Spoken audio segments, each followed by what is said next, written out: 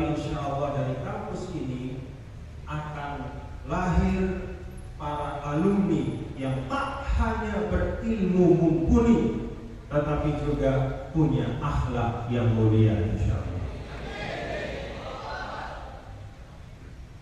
Bapak Ibu hadirin dan hadirat sekalian, kalau kita meletakkan anak-anak muda di dalam panggung sejarah, siapa anak-anak muda itu?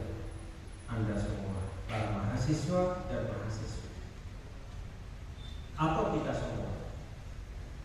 Kalau kita letakkan anak muda di panggung sejarah, apakah itu sejarah yang sudah tertulis, yang ada catatannya di dalam sejarah kita yang panjang sekali? Kalau di Jawa itu ada babat-babat, di Lombok juga ada babat. Saya nggak tahu di Sumatera, di Lampung ada babatnya. Sejarah tertulis itu, kerajaan-kerajaan ada. Apa namanya kalau di sini babatnya? Ya, skala berat. Skala berat.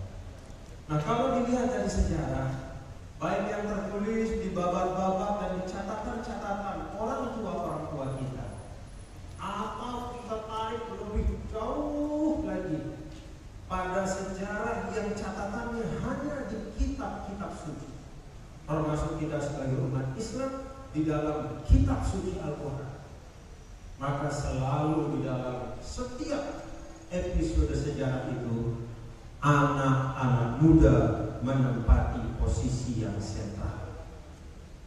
Tidak pernah anak muda di panggung sejarah itu dipikir, dia selalu di pusat peradaban dan perubahan sejarah.